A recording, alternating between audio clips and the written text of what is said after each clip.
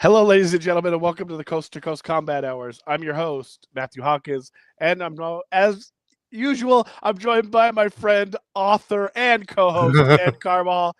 Ed's throwing me off, pimping his book. Check it out on Amazon, artist Edward Carvajal. Ed, what's going on, my friend? Good to see you.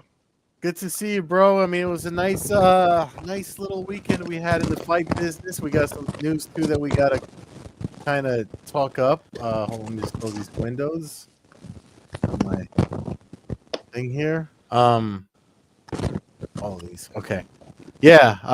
UFC 322. We're gonna get to that, but we also have to react to the news of Anthony Joshua is looking to step up to the plate and do the boxing world the favor of ending the Jake Paul, whatever it is that he's doing.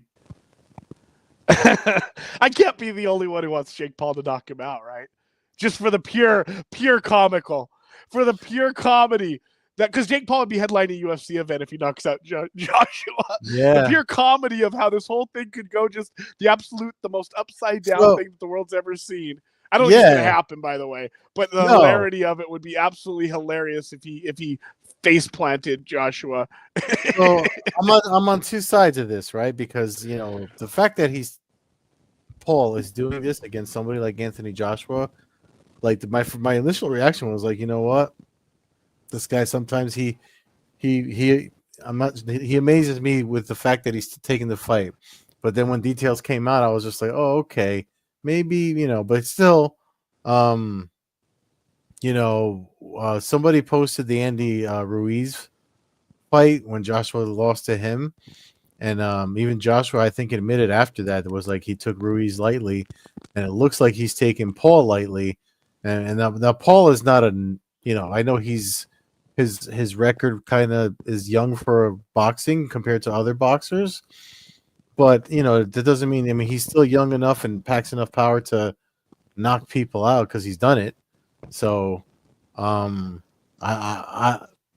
puncher's chance for Paul, if there is one, like it's because Joshua could make the same mistake twice, because as we've seen fighters do. Sometimes the mistakes come more than once. Look at RDR. He quit twice already in his career because he overestimated his own cardio or whatever. And so I don't know, man. I mean, like you're let me just be clear. I think Joshua should absolutely probably finish him in the first round. Yeah. I don't think this fight should go beyond like 20 punches realistically. However, just because at this point, I'm almost a fan of the chaos as opposed to status quo at this point when it comes to this kind of stuff. And, here's the thing about Jake Paul from day one. I mean, I don't think the dude lacks balls. Mm-hmm. He fought Mike Perry, not bare knuckle, but he fought Mike Perry at a time when a lot of people probably didn't want to stand up with Mike Perry. Yeah. You throw away the Woodley and the Askren fights, but he fought Anderson Silva.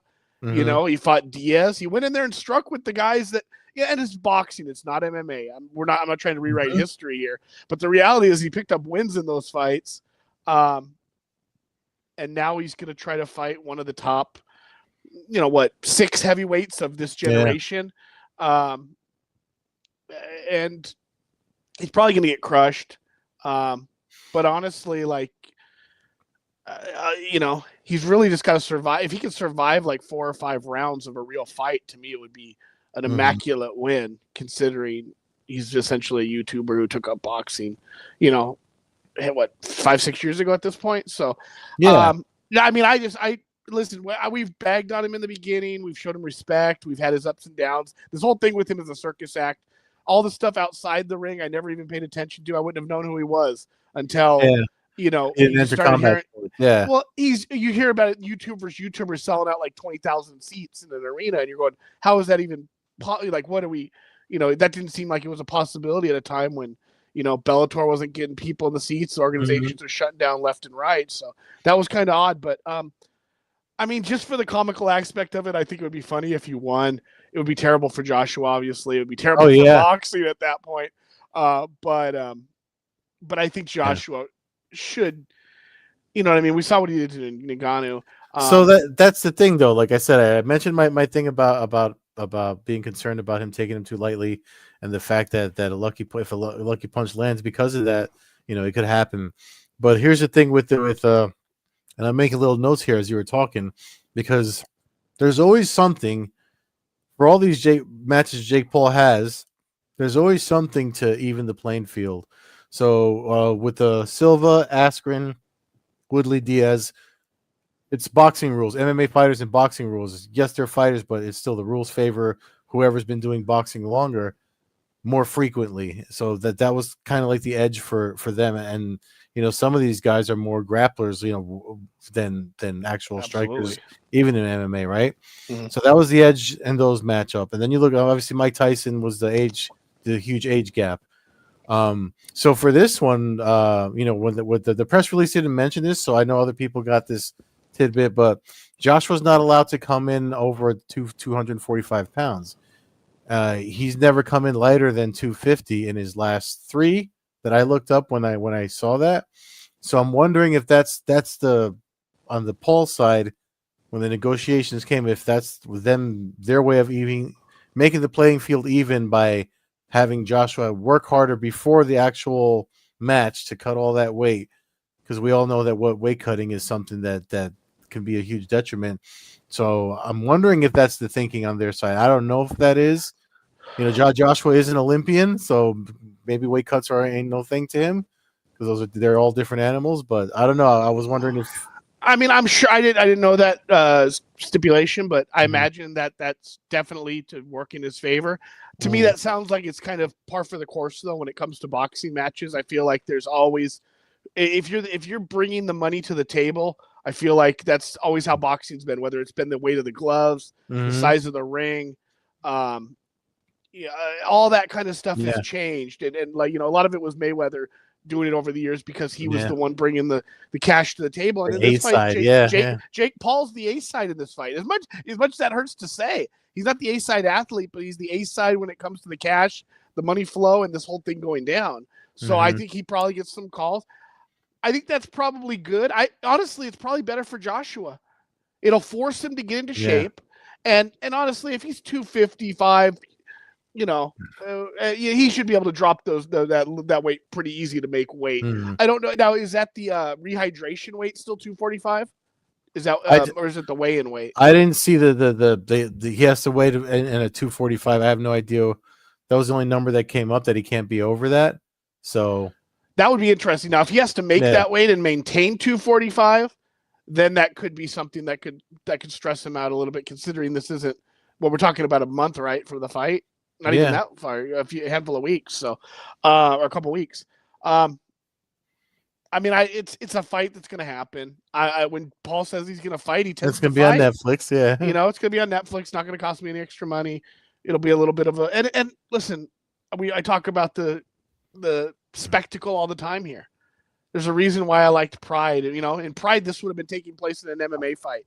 And a lot of people, the UFC, fans would have been, oh, this is a disgrace to the sport, and I would have been sitting there laughing my ass off with a soda and a popcorn in my hand, watching Butterbean fight Manoa Man. You know what I mean? Like it just is what it is. So I have no issue with it as far as that goes.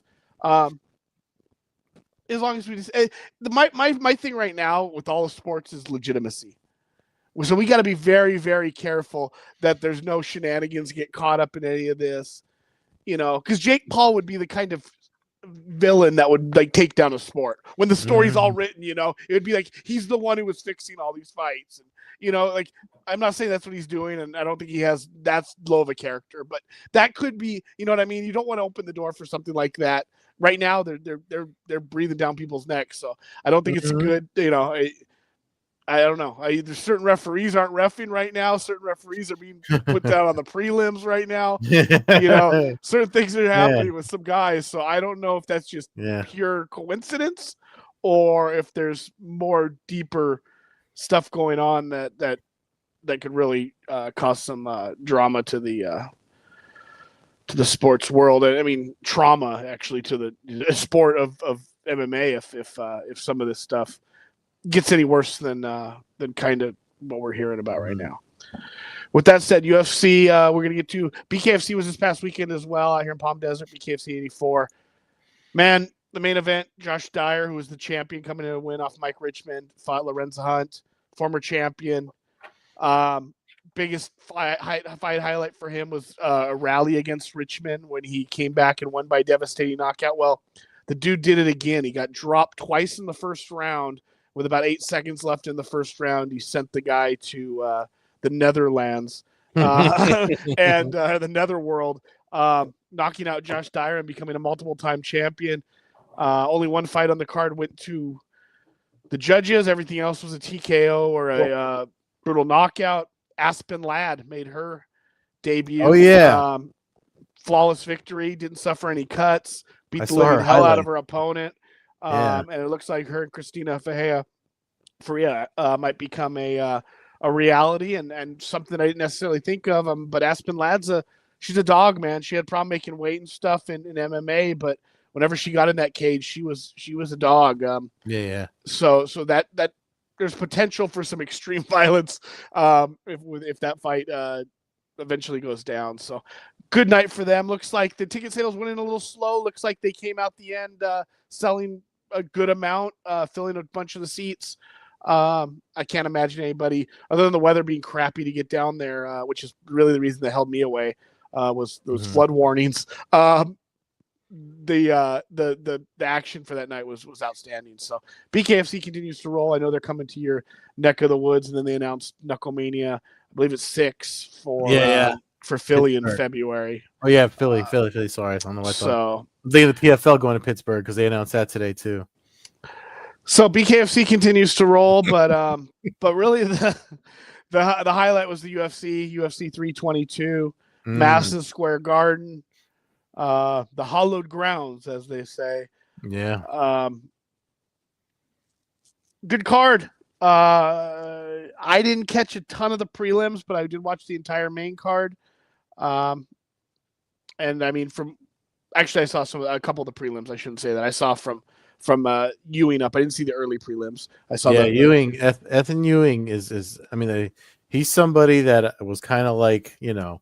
If you saw it on paper, I mean, like you saw the odds for him and everything, and the way I mean, that's a guy that I want to write something about him. I have notes that I'm putting together because I'm doing some homework on the guy because he came in on 7-8 days notice or whatever it was, short notice, just won at A1 Combat, and then comes into the UFC. Not only comes into the UFC on short notice, but comes in at the world's most famous arena, Madison Square Garden, and fights in a complete flow state, like it wasn't anything to him. Like literally, we just fought. Like I was so impressed with it. I mean, I couldn't believe that it was his debut because of how well he did, and then the stuff he said after he won.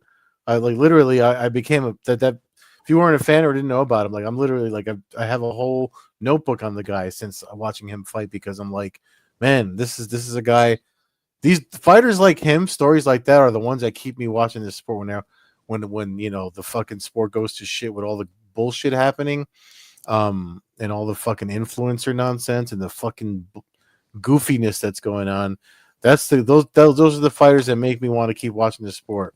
And shout out to Ethan Ewing, who's great. The card was so good. The stuff that happened after that, I feel like pulled away from him a little bit because of the titles and the main event and all that, but which we're going to get to. But I'm glad you started with him on the prelims because that was the one that on my notes that I really wanted to mention. Yeah, that fight got me going for the night. Actually, kind of kept me locked in to not step away for anything and continue watching the rest of the card in its entirety. I do find it funny when a guy comes in from another organization and beats the UFC guy. There's not levels to this game anymore. Yeah.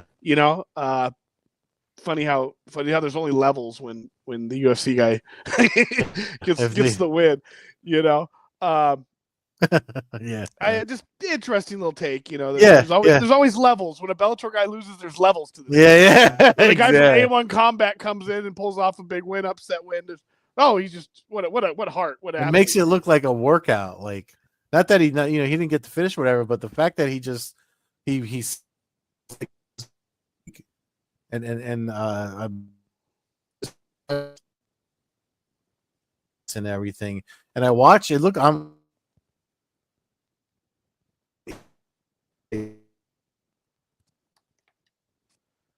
having some issues with you coming through.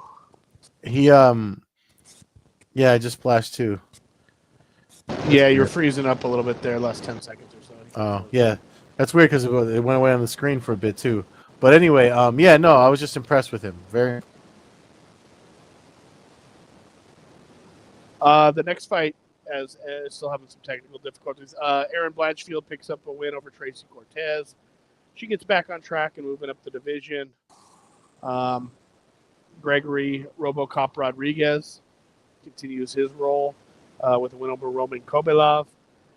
And perhaps the most significant one, Bo Nickel rallies and picks up a dominant win over Wilda Fiera.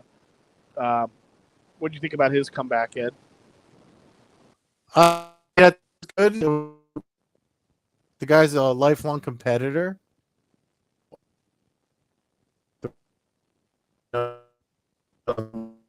After the loss to RDR. So, I mean, like Daniel Cormier was saying something on the broadcast that he believes he could still be a champion. I agree with that. I mean, the guy is still growing in the sport. And guys that come from that level of wrestling, they don't walk around with their heads hanging. They try to win.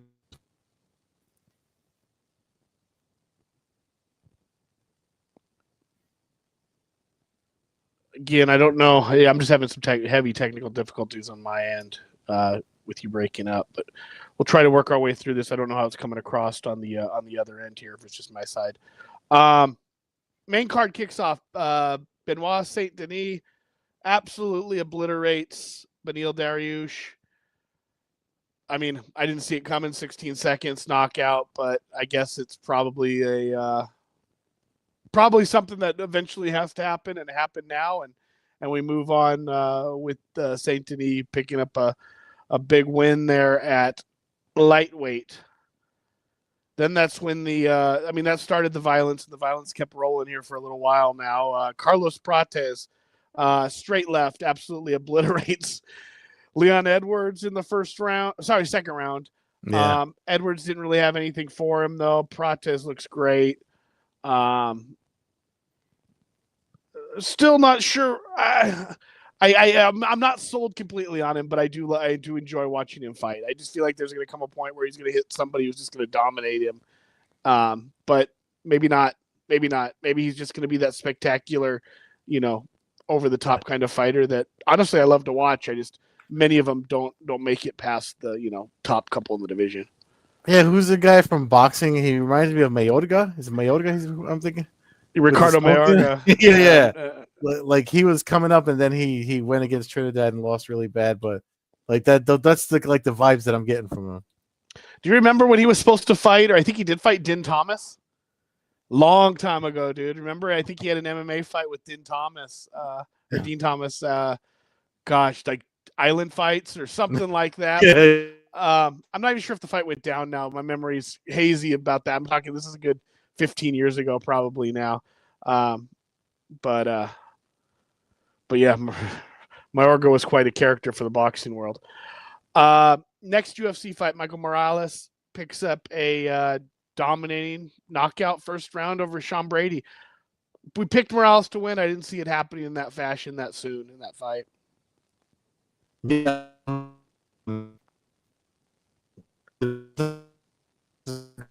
Just dudes come alive. Yeah, he's exciting to watch. I mean, the whole welterweight division right now is on fire with these fights going down. So, like I said, it was kind of like a tournament. We're gonna have to see how it all unfolds in the long run here. But you got contenders everywhere. Moving on to the co-main event of the evening, Valentina Shevchenko, Zhang Weili. As it looks like we've lost Ed here momentarily. Shevchenko goes on to dominate 5 rounds. Flawless victory. Not the most exciting action we've ever seen in the cage from her, but a totally dominant performance, heavy grappling, um, really just imposed her will from start to finish and able to pick up the dominant win. As I said last week, I feel this was kind of a legacy fight for her, something that she needed to have under her belt going forward. And Zhang had already had some of her wars, and she's got some battles ahead of her, laid out with Mackenzie Dern already picking up the title since she relinquished the belt. I think we got Ed coming back here now. Yeah, I don't know if it's the Cloudflare nonsense screwing with this or what, but it's all good. I was just got done talking about Shevchenko dominating start to finish. Just not the most exciting action we've ever seen from her, but complete domination and while she needed this victory, Zhang still has a bunch of stuff laid out in front of her with Mackenzie Dern and stuff already having the title. So I think we're going to see a lot of action. I think both these women still go on have some big fights in the near future. Yeah, no, I do too. I mean, I think I only missed you talking about the one fight when I conked out there, but yeah, I definitely. That's actually kind of how I saw her winning too, because when Weili Zhang, no joke. Honestly, the people though, like for that, if your choice or you fight either way, it's just gonna be tough. True. Mm-hmm. Main event of the evening: Islam Makhachev, Jack Della Maddalena. I mean, domination start to finish, ground fighting. Again, not the most exciting action we've ever seen in the octagon side squared cage circle. But I mean, again, if it's greatness, I don't mind it. If it's greatness and it's guys who are imposing their will so much that they're just shutting people down, I don't mind it. Lower level guys doing it to other lower level guys kind of bugs me because to me those guys should be finished, or at least I should say mid level guys doing it to lower level guys and just kind of holding on to hold on. I'm not a big fan of, but I don't feel like that's what this is. Like, you got two world champions fighting it. If one guy is able to impose his will that long, then we're just gonna have to have some of these fights where we just kind of sit back and go, "Man, that was dominating. Nothing we can do about it. The rules are the rules." Yeah, and, I mean, it is what it is. I would rather see that than see a sport where we just where we get rid of all the guys we just don't find aesthetically pleasing to watch fight every time. Yeah, no, and that's the problem the UFC is going to have with more. You let more of these Dagestani, Khabib guys in. Those are the types of wins you're going to get. They're going to win. They're dominant. They're good at what they do, and they impose their art on their opponent. But that's unfortunately, it's not the most crowd pleasing one. So, but I mean, if you look at what he's done to other opponents, I mean, look what he did to Moicano. I mean, the other guys he's fought.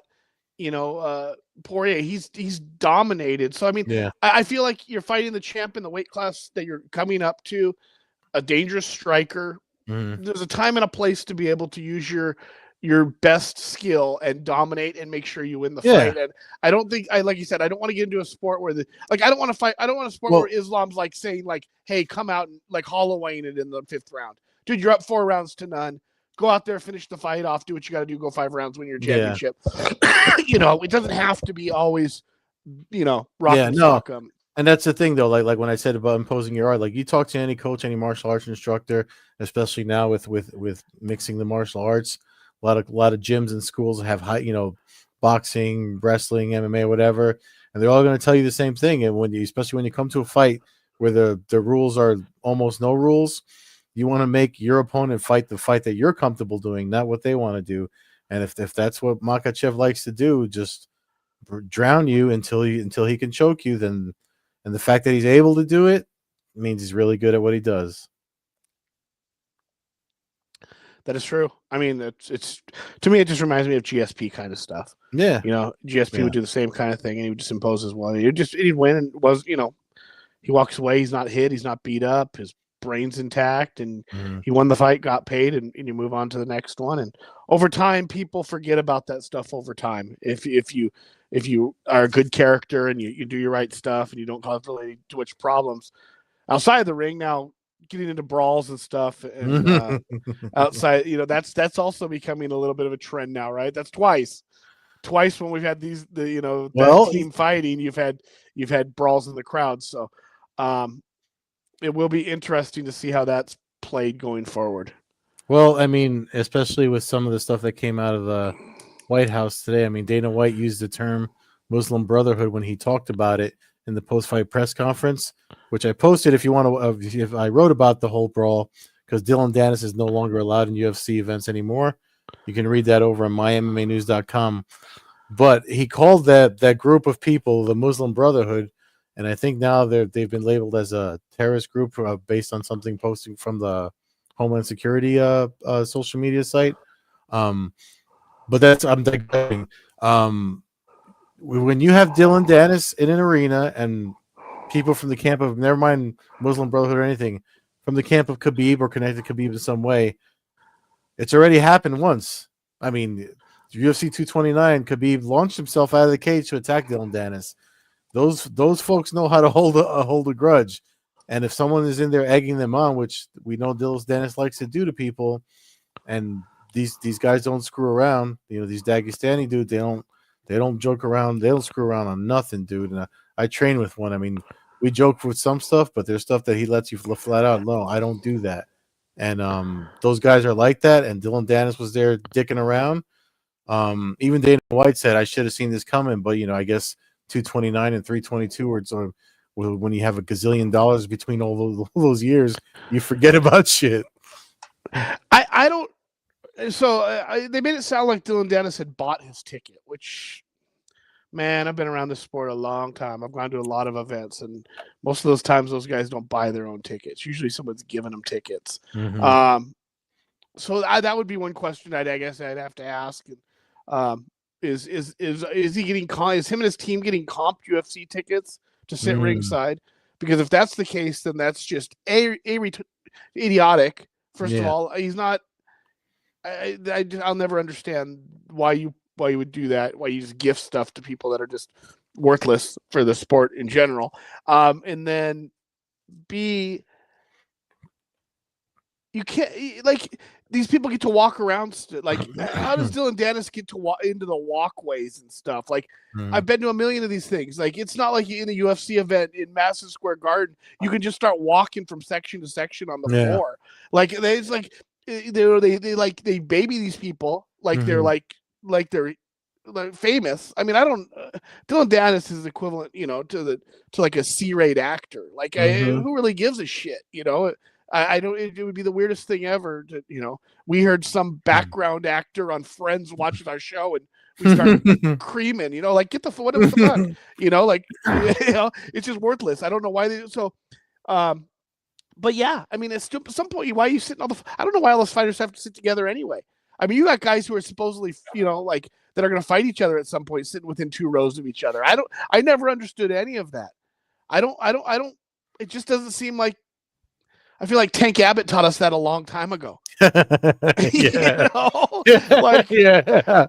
I mean, you don't get into elevators with other fighters, and you sit around, if you're sitting around the cage, and it seems like it's, I don't want to say it's set up, but it seems like it's one of those things where the UFC is like, what's the worst case scenario? We get a brawl that gets us some more fucking talk. I mean, would it surprise you if one of his guys was fighting Dylan Dennis in the UFC in 6 months? I mean, it looks like they were kind of like aware of something, but the fact that they didn't think it was going to be that, because if you watch, I mean, and he blamed himself. He says, I blame myself for it when they asked Dana White about it. But his recollection of when on his team were telling him things and who was present and what they were looking out for, because they were more worried about Masvidal and Dennis going at it, because Masvidal had said some things, and so he put the UFC put 2 guys with Masvidal to make sure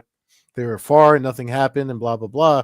But for some reason, I mean, I don't know how you forget the brawl of UFC 229 when the guy that was the focus of when two of the guys are in the same arena. Like you would think that'd be more, I don't know, more of a concern. If I'm like, wait a minute, Khabib's in his corner and this motherfucker's in the arena. This guy literally jumped out of the cage to get to him in Brooklyn. So I mean, or the T-Mobile. I'm just gonna say this too. If I'm the UFC, I wouldn't be comping Masvidal tickets. Mm-hmm. Like you've got Masvidal sitting in the ringside for one reason. Yeah. You know, he's not fighting for him anymore. You know, there's no skyboxes anymore. Like that's where you used to put these people so that they didn't put them up in a box. Put Masvidal so far away. He already got into criminal activity with Cody Covington hitting him in a bar or at a restaurant. Like, do we need to? It seems like you set it up and then you're like, oh, I can't believe that happened. I mean, just Dana White coming out and saying he was concerned about Masvidal. If you're concerned about the dude causing a riot at your event, then why is he there? And again, I like Masvidal, and I'm not looking for a bunch of pussy, fighters, but the fighters, that's why I like Masvidal. Perhaps that's why. I don't want a fighter that's just sitting there with his arms crossed, legs crossed, sitting there in the front row, acting like he's, show me a little bit of grit, show me some stuff, but I don't want to see it necessarily at an event where you got families and kids and everything around there. I mean, it's just stupid. It's just, this isn't the team bus, with the only hidden cameras that happen to show up. Yeah. Yeah. It just seems like it's a lot of coincidence. And if you're worried about a guy causing a brawl ringside at the event, I don't know why you're comping him seats. Yeah. Just here nor there. Maybe Masvidal shouldn't be so out of control in public. I mean, call me crazy, right? Like, we're just not like, that's why I love the fights in the cage, is because it's in a cage. It's not just in some street backyard with some guy acting like an asshole and, trying to murder somebody or, get a cheap shot in on somebody. So I'm not a big fan of that. I don't understand why they would continue to put themselves through the risk of that happening, because eventually a fan's going to get hurt. Something's going to happen. And, I mean, one guy started to get out of control the other day, I mean, God forbid, I know they go through metal detectors, but how that goes. God forbid the day somebody pulls out a weapon or something. I mean, it just seems like you're setting yourself up. And make no mistake about it, half of those fighters, listen, I'm not saying they're bringing weapons. They're not going through metal detectors like me and you schmo fan do. No, they're walking in through the garage. They walk through the damn back door. They could come in with an Uzi in their pocket and no one would say a word to them. Yeah. So, I mean, again, let's hope that doesn't happen. But when you start going after people's friends, families, religions, race, you never know who you're gonna, and some of the, I don't know. If you're just worried about a guy getting into a brawl because another guy's in the arena with you, then it doesn't take much to spark some other, something else. But we'll leave it on that. It was a good night. It was a good weekend of fights, a lot of action. We're going to have Thanksgiving week off, and then we will come back for the 223 preview show. I'll be heading out to Vegas for that one, so hopefully we'll get some good action there. Fans can follow the show at Combat Hour on Twitter, Coast to Coast Combat Hour on Instagram. Follow me, Fight Fan Hawk, at Twitter, MMA Hawk 21 on Instagram. Follow Edit Carbazol on Twitter, Carbeerzol on Instagram, Old Head Carb on Twitch, and buy his book, The Father of Evil, A Bow and Arrow Mystery by Edward Carbajal, available on Amazon for direct softcover delivery or Kindle direct to your reading device.